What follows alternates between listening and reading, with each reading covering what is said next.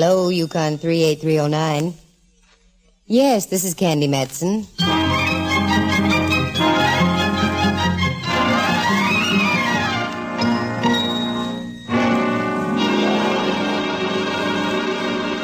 Yes, this is Candy Matson. Oh, Miss Matson, I've been trying to get in touch with you the past 2 days. Well, I've been out of town. Just who is this speaking? Mrs. Allison Gray. You may have heard of my husband. The famous industrialist? Who hasn't heard of him? You've got to help me, Miss Matson. I'm desperate. Well, you sound it. What seems to be wrong, Mrs. Gray? I understand you do work of a confidential nature. You understand correctly. Can you drop out to see me, Miss Matson? Right away. Well, you'll have to give me some idea of what it's all about, Mrs. Gray. There are certain types of cases I refuse to accept. Do I have to tell you on the phone? If we're going to do business, yes. Well, it's my husband. For the past month, I felt that he's been gradually losing his mind. What? It's horrible. But yesterday, he disappeared completely. You don't have to say another word, Mrs. Gray. I'll be right out.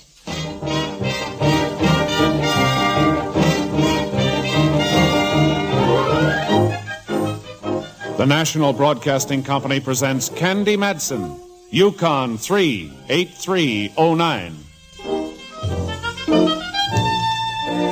That's the way it usually goes. I live in a penthouse on Telegraph Hill in San Francisco.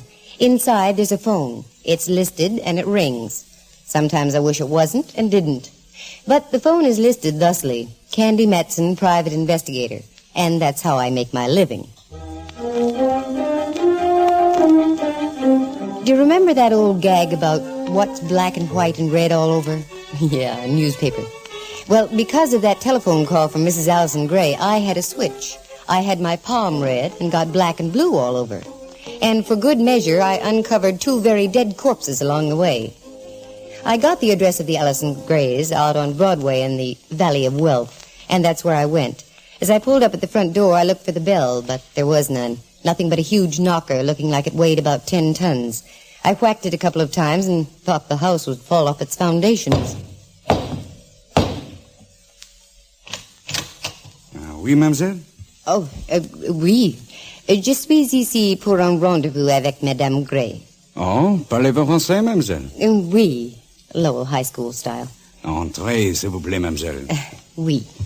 C'est un bon jeu, n'est-ce pas? Oh, oui. I'll bet you run out before I do.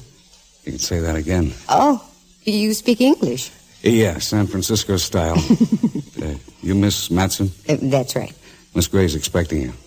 You'll find her in the library. Don't overdo it, Clyde. Say, what kind of a place is this anyway? You'll find out. Right on in, please. Yeah, thanks. Oh, Miss Matson? Yes, Mrs. Gray. Do come in. My, how attractive you are. I expected a severe type of woman. Sit down, won't you, please? Well, thank you. You've got to help me, Miss Matson. My whole life has been turned into a phantasmagoria. Oh, that's a good word. Tell me more about the phantasmagoria. My husband and I have been married 30 years. All that time he's been kind, considerate, generous. And with money yet. That makes him quite a man. But in business, he's just the opposite. He's ruthless. And I'm afraid he's made a good many enemies. Well, I guess you have to be like that in business if you want to be successful, Mrs. Gray. I know of at least a half-dozen men who have been led into financial ruin because of my husband's operations. And this all leads to... Just this. I believe that his business tactics finally began to prey on his mind. For the past month, he's looked as though he were suffering from shock or concussion. Well, maybe that's it. No, Miss Matson. I was a nurse before I married Mr. Gray. I know the symptoms. My husband, I'm sure, is on the edge of a complete mental collapse. If it hasn't happened already. Well, now, just how do I fit into the picture? Find him, please. Then perhaps we can get to the root of all the trouble. I'd die if anything happened to him. You should know his habits. Can't you find him, Mrs. Gray? Can an amateur pianist do the work of a Rubinstein? No, Miss Matson. You're a professional sleuth. That's why I called you. Okay. You've got yourself a girl. As of now, I'm on the payroll. What is your fee, Miss Matson? $200 in advance, $50 a day in expenses. That's reasonable. I'll make out a check for you right away. Fine. Oh, hello, Auntie. Excuse me. Didn't know you had company. Perfectly all right, Robert. May I present my nephew, Robert Warnicki. This is Miss Candy Matson. How do you do? It's delighted to know you. Matson, eh? That name is familiar.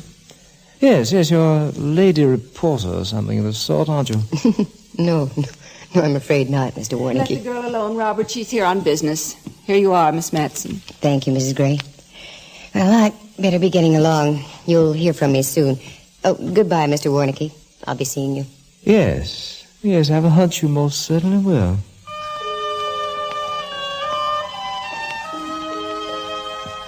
I left the house, got in my car, and as I drove along, I did some thinking. It was a strange thing. Here was a family with all the loot in the world, but unhappy. It didn't make sense.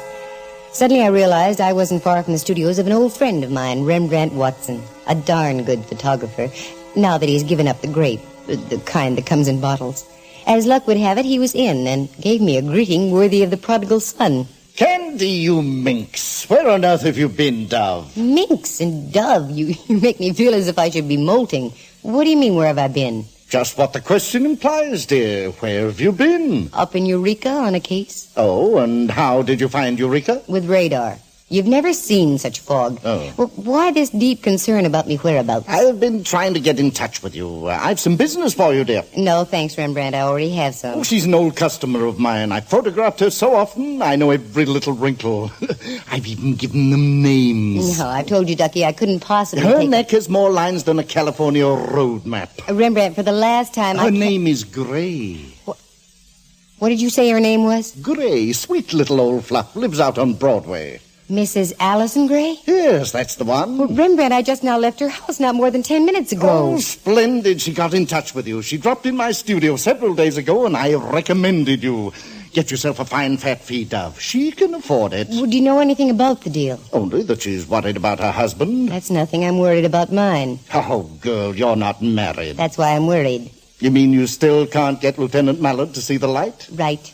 Every time we even get near the subject of matrimony, Mallard ducks.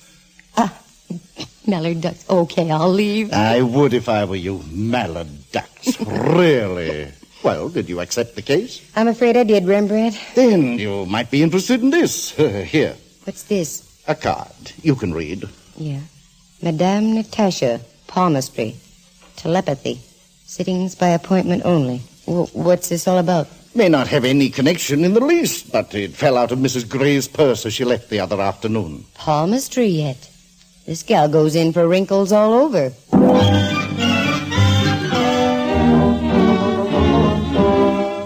Rembrandt may sound as though he has bird gravel for brains, but he's been around me long enough to know a lead when he sees one. So I took the card and left. I cut over to Union and down to Kearny Street and then to the Hall of Justice on the corner of Washington. That's where my boy Mallard hangs his hat. Lieutenant Ray Mallard of San Francisco Homicide. A wonderful guy if he'd only swap stars. The one pinned on the inside of his coat for the ones up in the sky.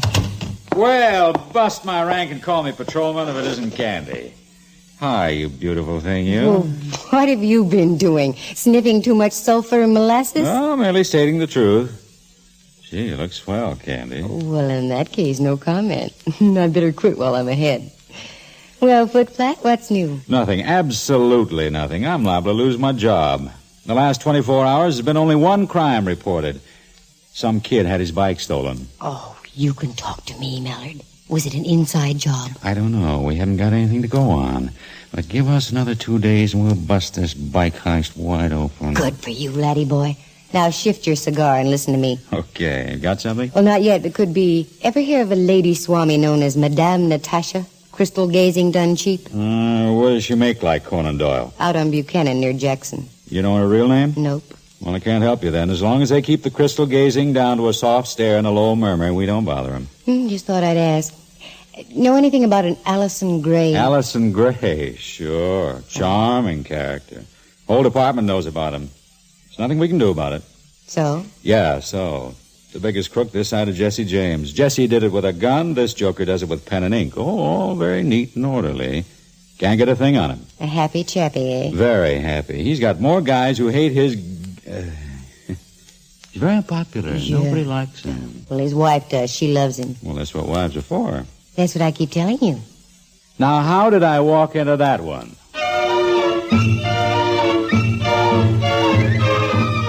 Mallard picked up a sheaf of papers and threw it at me. It seems I had scored a point. I ducked out, got in my car, and drove up the hill to my place. I had some phoning to do, and I wanted to do it fast. 3, 8, 6, 2. Then... The stars in their firmaments are all masterful. Good afternoon. Madame Natasha speaking. Good afternoon, madame. I'm calling for an appointment. Oh? You were recommended to Madame Natasha? Yes. I'm from New York. A friend of mine was here last summer. She said you were excellent. Oh, how nice of her. And what was your friend's name? Wallace. Mrs. Jennifer Wallace. I do not seem to recall the name of Wallace. Oh, well. And you are? Betsy Ross. Ross. Very well. I can give you a sitting at 9 o'clock this evening, Miss Ross. Oh, and I'd like to bring a friend along, if I might. A Mr. Turner. That's a bit out of the ordinary, Miss Ross, but the stars decree. Very well. I will see you both. That was number 1 call out of the way. Number 2 call was to Rembrandt. He was going to be my Mr. Turner. He's very sharp where photography is concerned, and I wanted him along in case of tricks. He said yes, he'd always wanted his palm read. So I told him I'd pick him up about 8:30. Then I showered, fixed dinner, and got into an outfit that made me look as mousy as possible. With no lipstick or makeup, and with a pull-down hat and a dumpy old gown, I achieved the desired effect. Then I got into the car and went over to Rembrandt's place. I beg your... No subscriptions, thank you. I'm not sending any more boys through Oh, you're a woman, I think. I'm not only a woman, Rembrandt, I'm Candy. Heaven preserve us. Did someone throw acid on you or something? This is my costume. Halloween isn't until next month, Candy. I know, but the spooks are here. We're going to see them this evening. Perhaps so, but the way you look, it's just a matter of who scares whom. Candy, you look hideous. Well, good. That's just the way I want it. What's the idea, Dove? I don't get it. Some of these so-called fortune tellers are real smart cookies, Rembrandt. For obvious reasons, I don't want this gal we're going to visit to know who I am. Rest assured she won't. Not the way you look. Am I that convincing, Ducky? My dear, if I didn't know better, I'd swear you just stepped off a pickle boat. Fine. That's what I wanted to hear. Come on, Rembrandt. It's time for us to peek into our futures. We got in the car and drove out to Madame Natasha's place on Buchanan Street. It was one of those old 3-story gingerbread houses that still stand in San Francisco. Cornices, gables, carved pillars, ornate handrails leading up the front steps, etc. and etc. I rang the doorbell on the darkened porch and expected to be greeted by Peter Lorre. I wasn't far wrong. Oh. Good evening. Madame Natasha bids you enter the Temple of the Zodiac. Yes. And you are... Miss Ross, and this is Mr. Turner. Ah, yes. Madame is expecting you. Good. Just follow me if you will. Mm-hmm. Here we are. This room here. You will be seated, please. Thank you. A few brief words of instruction. Madame will be here shortly. At first, do not speak to her. She has been in touch with the outer world in preparation for your visit. She is on a highly sensitive mental plane. The least little noise will cause her great harm. You will remain where you are. Madame will sit at that table over there. She will address you. Once having done so, you may talk to her. In low tones, please. Is this clear? Yes. Very well. I shall leave you alone. Remember, let Madame Natasha speak first. Smells like a mortuary. Part of the act, Rembrandt. The aroma of flowers all ties in with the supernatural. I can't understand why we're here, Candy. Well, I've got to start somewhere, Rembrandt. This was the only thing I had to go on. Look, dear. There's a light beginning to fade up on the door. Where'd it come from? Oh, I don't know. It's a cute trick, you know that? Oh, better be quiet. I think this is the Madame's entrance cue. Yeah, here she comes. You are gathered on the threshold of 3 powerful forces. The past, the present, the future. Prepare to travel with me through these 3 elements. The lady's name is Ross. The gentleman's Turner. That is right. Is it not? You may speak. That is correct. Yes.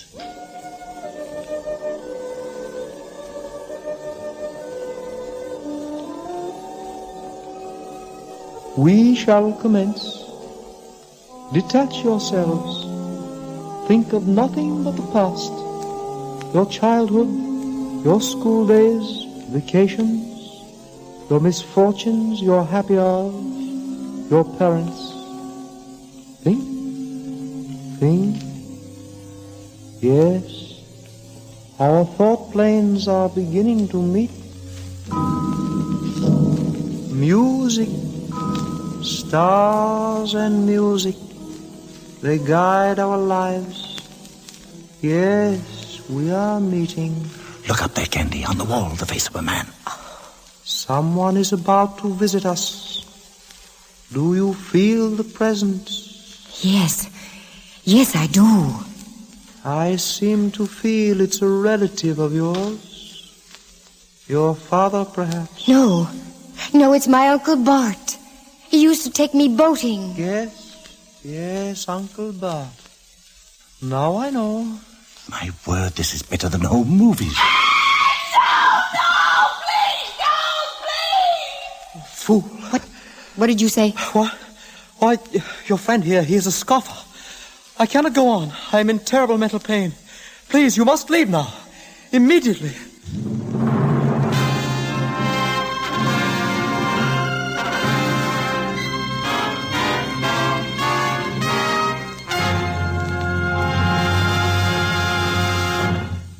The National Broadcasting Company is presenting Candy Matson, Yukon 38309. It wasn't Rembrandt who had broken the spell. It was that scream and the anguished cry from the other room that did the trick. I would have given my eye teeth to do some snooping, but the lad who showed us in did a very firm reverse and made sure we took a straight line for the front door and out. I heard the lock click behind us, and that was it. We went across the street, got in the car, and took off. The fog was so thick you couldn't see 20 feet in any direction. Why are you biting your lower lip, Dove? Are you put out with me for being a scoffer? No, not at you, Rembrandt, but I am put out. That babe's as phony as a $3 bill. Yes, you and your Uncle Bart, who used to take you boating. Indeed. That scream and the voice, that's what did it. Very good, I thought. Sounded almost real. Oh, it was real, Ducky. Didn't you notice how excited the madame was? By Jove. I thought you came out of a trance awfully fast. And what about the vision of dear old Uncle Bart? Oh, that was rear-view projection, girl. Shot through some very fine cheesecloth to give it a slight distortion. Well, okay. I'm making another appointment with the madame for tomorrow night. I want to see what's going on behind the scenes. Where are you going now, Candy? Home and to bed. I'm tired. Then let me out on Van Ness Avenue, will you? I'm dickering with a man for a used car. Oh, well, I'll take you there. What's the place? Diogenes Anderson, the swapping Swede. Rembrandt got out at the used car lot, and I went home and had a good night's sleep. I wanted to have all my buttons because there were a lot of angles that needed angling. I woke in the morning feeling quite fresh and ready for come what may. First thing to come what may was another drive out to the Valley of Wealth to check in with Mrs. Allison Gray. The door opened, but it wasn't Mrs. Gray. It was her nephew, Robert Warnicki. Oh, Miss Matson. Come in, won't you? I'm so sorry, but it's the butler's day off. Oh, what a shame having to strain yourself on that heavy door. Thank you. Yeah. I imagine you want to see my aunt, huh? Yes, you imagine correctly. Is she in? No. She left about half an hour ago. Said something about having to see about her hair. Oh, where'd she leave it? Oh, very clever, Miss Matson. What about your uncle, Mr. Gray? Is he here? Oh. Aren't you the one who's supposed to know where my uncle is? What do you mean by that? To repeat, you're very clever, Miss Matson. I have an apology to make to you. Oh? Yes, you're not a reporter at all. My aunt corrected my mistake. You're a private detective person. So who's denying it? You know, you're very attractive, Miss Matson. I think I should kiss you. You what? I've never kissed a detective. Oh. Why, you clown.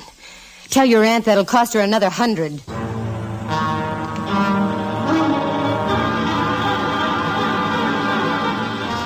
I was so mad I boiled over and out the door.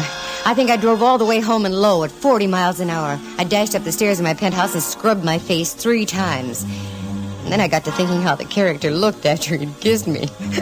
Lipstick all over his mouth, and I started to laugh. And I stopped laughing. It may have been the most nauseating kiss that man ever bestowed on maid, but certainly stopped me cold. I went over to the phone and called Madame Natasha's Temple of the Zodiac. Come on, answer. The stars in the firmament are all masterful. Good afternoon. Is Madame Natasha there? No. Madame is resting. Oh, well, would it be possible to make an appointment for this evening? This evening? Have you been recommended by someone? Yes, Miss Ruth Burdett. Burdett? Burdett? Yes. Madame Natasha doesn't seem to have a Burdett in the file. Oh, she must. Miss Burdett was there only a few weeks ago. Well, very well. Madame Natasha will see you at 10 o'clock. That's perfect. And your name, please? Taylor. Geary Ann Taylor. Things were beginning to roll now, and I think I saw the light. And if I was proven to be right, the light wasn't very pleasant. This time I didn't go as the mousy little character. I went as myself. I got in the car and drove out to the Temple of the Zodiac. If it had been dark the night before, it was even darker now, and I couldn't help shivering a bit. I checked my purse. There it was, my little .32, and I felt better. Then I walked up the steps, rang, was shown in by the same gent. He didn't bat an eye, so I knew I wasn't recognized. I went through the same briefing instructions about not talking to the madame until she spoke first and so forth, and the man left. After a moment or two, so did I. Down the hall. Then I found the staircase and rambled up in the semi-darkness. There were 3 rooms on the 2nd floor, none of them disclosing a thing. Besides, the agonized voice that had cried out, "No, no, please don't," seemed to have come from further off. So on up another flight to the 3rd floor. I opened the first door. Nothing. Then kitty corner and another door. Still nothing. But on the 3rd door...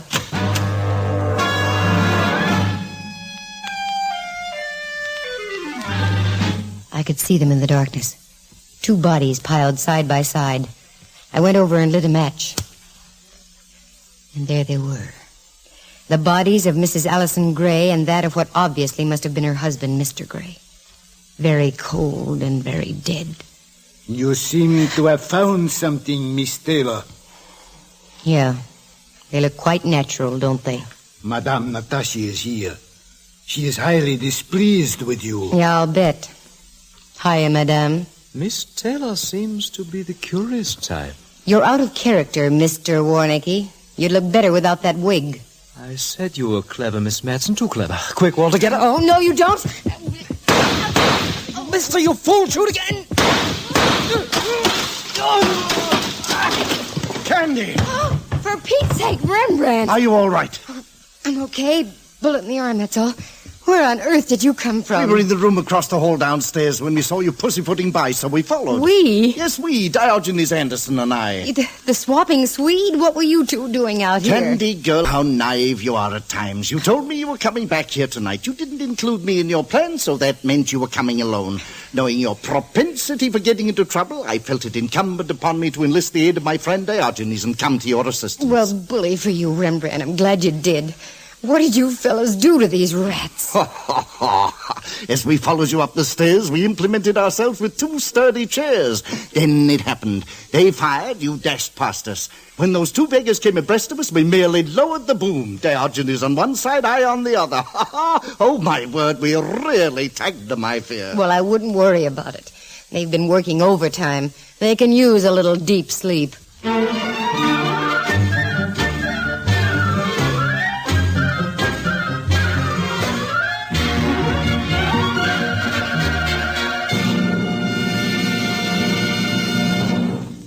Look, Candy, 2 bodies.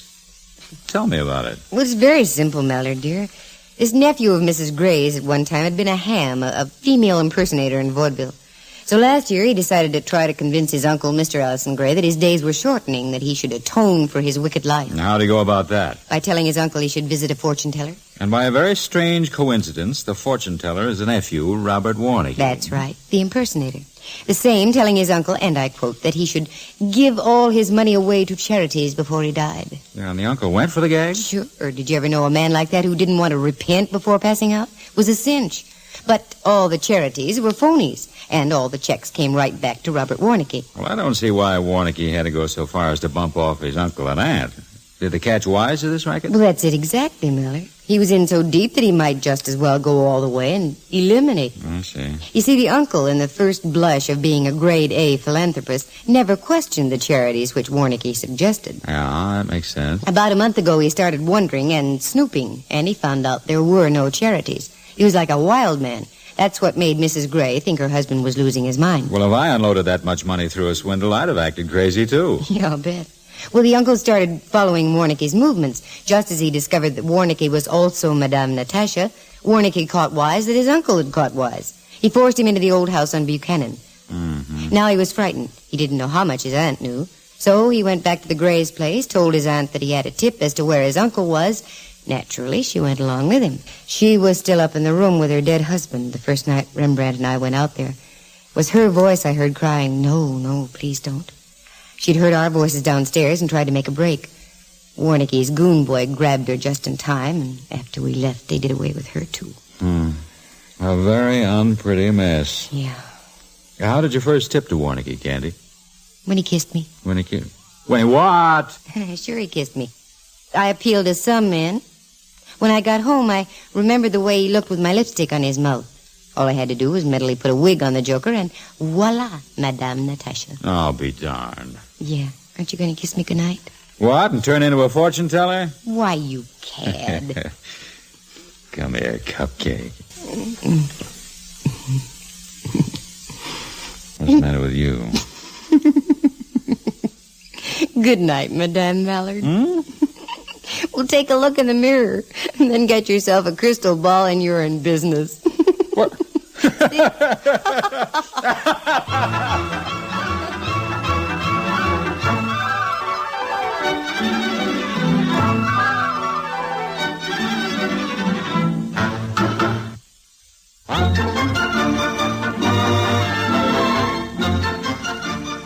Heard tonight were Helen Cleve as Mrs. Gray, Kurt Martell as the butler, and Earl Lee as Madame Natasha's assistant.